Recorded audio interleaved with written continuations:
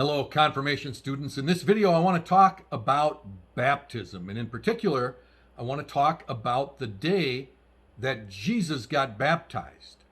Did you know that Jesus got baptized? He did.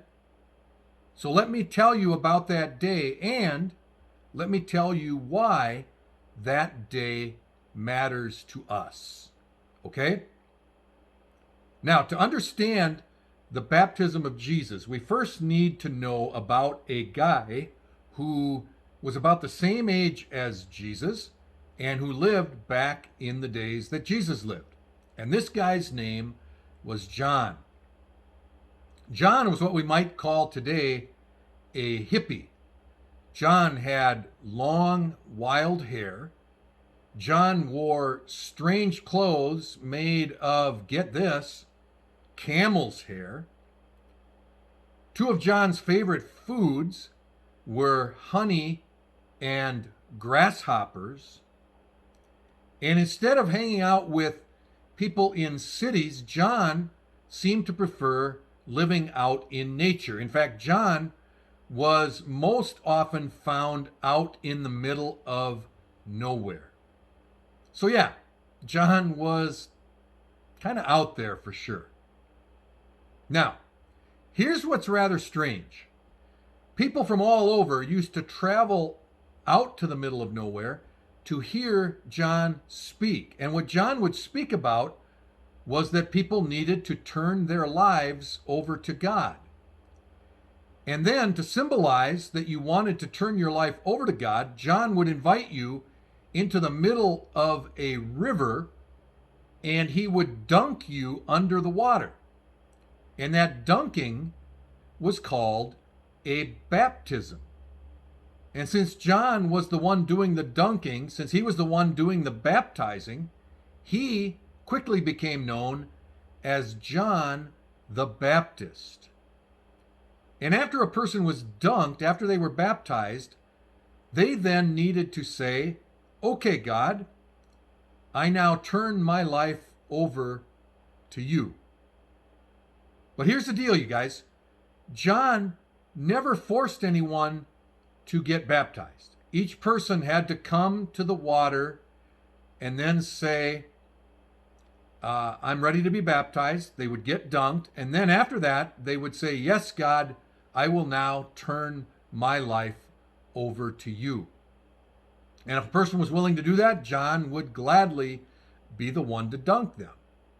So one day, Jesus showed up out in the middle of nowhere to listen to John. And Jesus came to the water, and John dunked Jesus. John baptized Jesus, just like John had done for thousands of other people. But this dunking, this baptism was different. There suddenly appeared a flash of light that kind of looked like a dove flying down from the sky onto Jesus. And there was a loud boom from above that sounded like the voice of God saying, "This guy, this Jesus, is my beloved Son."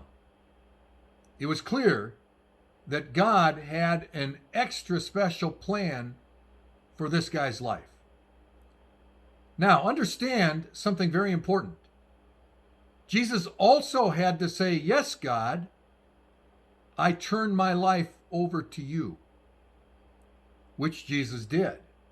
Jesus was so committed to God that eventually he was even willing to die on a cross. That is what we call commitment. So why does any of this matter to us? Well, here's why. Most of you, probably all of you, were baptized. You may not have been dunked in a river, but there was water involved and you were baptized. But just like it was for Jesus and everyone else baptized by John, now that you have been baptized, there is still the matter of saying, "Yes, God, I turn my life over to you." So my question is, are you willing to do that? Are you willing every day to say, "Okay, God, What you need me to do today, I will do. Are you committed? You see, these 3 years that we call confirmation are all about helping you to be committed.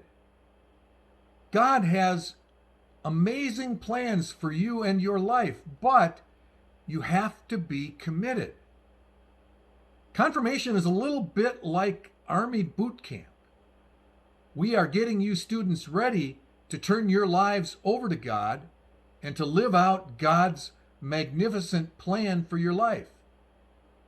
We want you to have that spectacular life that God has planned for you.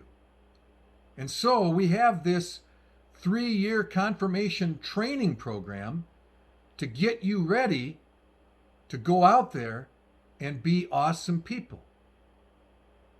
And so there you have it.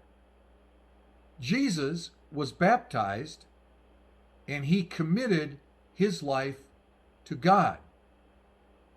You have been baptized and you are invited to do the same. Thanks in advance for being committed.